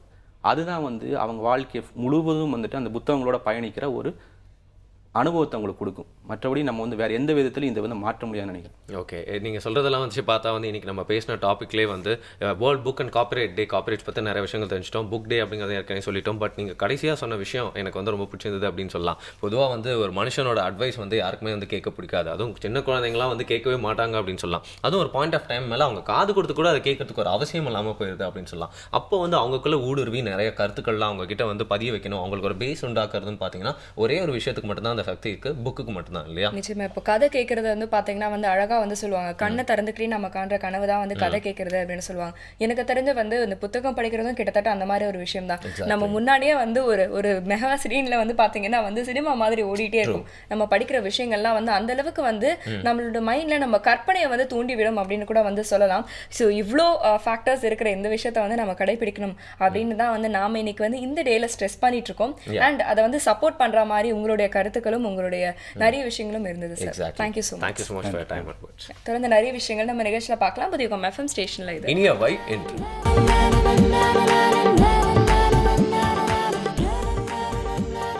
Welcome back. இனியவன் நிகழ்ச்சியை புதியுகம் எஃப்எம் ஸ்டேஷனில் காலை வேளையில் எல்லாருமே கேட்டு என்ஜாய் பண்ணிருக்கீங்க. புதியுகம் எஃப்எம் ஸ்டேஷனில் நம்ம இனியவன் நிகழ்ச்சியில் பார்த்தீங்கன்னா ஒவ்வொரு நாளும் நம்ம சொல்கிறதுக்கான கருத்துக்கள் ஒரு டாபிக் கீழே கொண்டு வந்துட்டே இருப்போம். பட் அதையும் தாண்டி பவுண்டரிஸ்லாம் உடைச்சிட்டு நிறைய பேர் வந்து நிறைய புது கருத்துக்கள்லாம் சொல்லுவாங்க. அதை தொகுத்து வழங்கிட்டு இருக்கிறது உங்களோட பெஸ்ட் ஃப்ரெண்ட்ஸான வருணன் சௌமியா. ஓகே, இன்னைக்கு வந்து நம்மளுடைய கெஸ்ட் வந்து பார்த்தீங்கன்னா நிறைய விஷயங்கள் வந்து சொல்லிட்டு போனாரு. இன்ஃபேக்ட் வந்து நம்மளுக்கு தெரியாத விஷயங்கள், அதாவது இந்த மொழிபெயர்ப்பு அப்படிங்கிறது வந்து எந்த அளவுக்கு ஒரு கஷ்டமான ஒரு ப்ராசஸ் அப்படிங்கிறத பற்றி நீ நாம தெரிஞ்சுக்கிட்டோம் இல்லையா? சீரியஸாங்க. அண்ட் நம்மளோட கெஸ்ட் வந்து பேசுறதை பார்த்தா வந்து சில பேருக்குள்ள தான் கருத்து போயிடுச்சுன்னா அவங்கலாம் ஸ்டானாக வந்து எவ்வளோ டிஸ்ட்ராக்ஷன்லாம் இருந்தாலும் வந்து அவங்களோட கருத்துக்களை வெளிப்படுத்திட்டே இருப்பாங்க அப்படிங்கிறத புரிஞ்சுக்கிட்டோம் இல்லையா? ஆமாம், பிஹைண்ட் த ஸ்க்ரீன்ஸ் கேள்விப்பட்டிருக்கோம். இது வந்து பார்த்தீங்கன்னா பிஹைண்ட் த புக் அப்படின்னு தான் வந்து சொல்லலாம். இன்ஃபேக்ட் நிறைய விஷயங்கள் நம்ம தெரிஞ்சுக்கிட்டு இப்போ அடுத்து வந்து பார்த்தீங்கன்னா இன்னும் நிறைய விஷயங்கள் தெரிஞ்சுக்க வேண்டியது இருக்கப்பா. அதுக்குள்ள என்ன ரொம்ப ஃபீல் பண்றீங்க அப்படின்னு நம்ம அரசேந்திரன் சார் வந்து நெட்வொர்க் இருக்குன்னு நினைக்கிறேன் நம்மளோட ஷோல. நீங்க அரசேந்திரன் சார் வராரு சொன்னீங்களே, அவர் வந்து நம்மளோட புதுச்சேரி சரவணுக்கு முன்னாடி வர சித்த வைத்தியர் அருண் இருக்காருல்ல, அவர் சொல்ற சில விஷயங்கள்லாம் எடுத்துட்டு இவர் சொல்ற வார்த்தைலாம் நிறைய புரியவே இல்லை, ஸோ இதை வச்சு பசங்களுக்கு நிறைய விஷயங்கள் வெளிப்படுத்தும் அப்படிங்கிற இந்த ஆடாத்தொடை குடிநீர் அப்படிங்கறத பத்தி நம்ம சித்த வைத்தியர் அருண் வந்து சொல்லியிருக்காரு இல்லையா. அந்த குடிநீர் பத்திலாம் நீங்க தெரிஞ்சுக்கிட்டீங்க, அந்த வார்த்தையை பத்தி நீங்க தெரிஞ்சுக்கிட்டீங்களா அப்படின்னு சொல்லிட்டு நம்ம அரசேந்திரன் சார் வந்து ஒரு பெரிய கேள்வி எழுப்புறாரு. இப்போ ஆடாத்தொடை அப்படிங்கிற வார்த்தையை பத்தி தான் அரசேந்திரன் சார் சொல்றதுக்கு வெயிட் பண்ணிட்டு இருக்காரு. பார்க்கலாம், தெரிஞ்சுக்கலாம். வணக்கம் ஐயா. நிகழ்ச்சியின் வாயிலாக உங்களை சந்திக்கிறதுல மிக்க மகிழ்ச்சி ஐயா. நம்ம வந்து ஒவ்வொரு பகுதியிலையும் ஒவ்வொரு நிகழ்ச்சியிலும் நீங்க வந்து சொற்களை பத்தின அழகான நிறைய தகவல்களை பகிர்ந்துக்கிறீங்க இல்லையா. இன்னைக்கு எங்களுக்காக ஒரு பச்சையில ஏதாவது ஒரு மூலிகையோ இல்ல பச்சையில பத்தியோ சொல்லுங்களேன். பச்சையா இருக்கிற இலை தான் பச்சிலை. எல்லாமே உலகத்துல இருக்கிற இலைகள் எல்லாத்துலேயும் மருத்துவ குணம் இருக்கு. ஆனா சிலவற்றை தான் கண்டுபிடிச்சிருக்கிறாங்க. அதனால் அந்த பச்சிலைன்னா எல்லாமே பச்சிலை ஆகிடாது. பச்சையாக இருக்கிற இலையெல்லாம் பச்சிலை இல்லை. மருத்துவத்துக்கு பயன்படுத்துகிற இலையை வந்து பச்சையாக இருக்கிற இலையை பச்சிலைன்னு சொல்கிறோம். இந்த பச்சிலையை எப்படி கண்டுபிடிச்சாங்கன்னா அது எப்படியோ வாழ்க்கையில் அனுபவத்தில் கண்டுபிடிச்சிருக்கிறாங்க. அந்த கண்டுபிடித்த அந்த பச்சிலைக்கு பெயர் கொடுக்கும் பொழுது அந்த பச்சிலையினுடைய நிறம், தோற்றம், அதில் இருக்கிற பூ, காய், அது இந்த உலகத்தோடு அது கொண்டிருக்கிற இந்த தொடர்பு இதெல்லாம் வச்சு தான் அதுக்கு பேர் கொடுக்குறாங்க. இப்போ சான்றுக்கு வந்து இப்போ மஞ்சட்கா மாலை வந்தால் நமக்கு எல்லாருக்கும் தெரியும், கீழாநெல்லி அப்படின்னு சொல்லுவோம். கீழாநெல்லிங்கிறது லெக்சிக்கல் மீனிங் எல்லாருக்கும் தெரியும். கீழாநெல்லி தெரியுமே நம்ம வீட்டு தோட்டத்தில் இருக்குதுன்னு. ஆனால் அந்த கீழாநெல்லிங்கிறது எப்படி வந்திருக்குன்னு நாம் பெரியவங்க எழுதினதை படிக்கும் பொழுது வியப்பாக இருக்குது. கீழ்காய் நெல்லி, அது நெல்லியினுடைய ஒரு வகைன்னு சேர்த்து சொல்லியிருக்காங்க. அந்த மருத்துவ குணம் இருக்கலாம் நெல்லிக்கு. அதுக்கும் அந்த நெல்லிக்காய் போல் அது பெருசு, இது சின்னது. ஆனால் காயை பார்த்தீங்கன்னா பாருங்கம்மா, இலையில மேலே இருக்காது. அந்த செடியை பெரட்டிட்டு பார்த்தீங்கன்னா அந்த கீழே அந்த இலைகளுக்கு கீழே உள்ள அந்த சிறு தண்டில் தான் அந்த துளி துளியாக இருக்கிற அந்த காய் இருக்கும். அது கீழ்காய் நெல்லி. கீழ்காய் நெல்லி கீழே இருக்கிறதுனால கீழே காய்த்து இருக்கிற ஒரு நெல்லி. எவ்வளவு நுண்ணிய அறிவு இருந்தா இது கீழ்காய் நெல்லி, கீழா நெல்லின்னு அது தெரிஞ்சு போச்சு. இப்ப கீழா நெல்லி மேலா நெல்லின்னு ஒண்ணு இல்ல, அந்த கீழ்காய், அதான் கீழ்காய் நெல்லி, அது கீழா நெல்லி என்று தெரிந்தது என்று எழுதுறாங்க. அதுபோல் இந்த பச்சிலையில் முடக்கு அறுத்தான், கால் முடக்குன்னா கால் கையெல்லாம் நீட்ட முடியலை, அது அப்படியே முடங்கி போயிருக்குதுன்னு சொல்கிறோம்ல, முடக்கு அறுத்தான், முடக்கத்தான் என்று வந்துச்சுங்கிறாங்க. அதை அரைச்சி தோசை மாவில் இதிலெல்லாம் சேர்த்து நாம் பயன்படுத்தினோம்னா அந்த முடக்கு நோய் நீங்கிவிடும். அதனால் அதுக்கு முடக்கு அறுத்தான், முடக்கு அற்றான், முடக்கற்றான், முடக்கத்தான். அப்போ முடக்கத்தான்னு தான் நம்ம தெரியுமே தவிர முடக்கறுத்தான் என்று தெரியாது. முடக்கை அறுத்து எடுப்பது அது.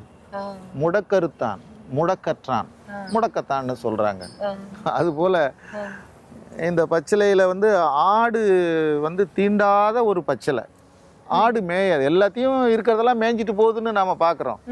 ஆனால் அந்த ஆடு மேய்க்கிறவன் பார்க்குறான், அதை விட ஆடு மேய்ஞ்ச இடத்துலையும் ஒரு பச்சிலை தனியாக இருக்குது முழுசா. ஆடால் மேயாமல் இருக்குது அது. அதனால் ஆடு தீண்டாப்பாளைன்னு ஒரு பச்சிலைக்கு பேர். ஆடு தீண்டாப்பாளை, அதான் ஆடு தீண்டாப்பாளைன்னு ஒரு பச்சிலைக்கு பேர்னா ஆடு அதை தீண்டாது, அது ஒதுக்கிட்டு போயிடும். அது ஏன் ஒதுக்குதுன்னு தெரியாது, அது அறிவியல் படி காரணம் இருக்கும்.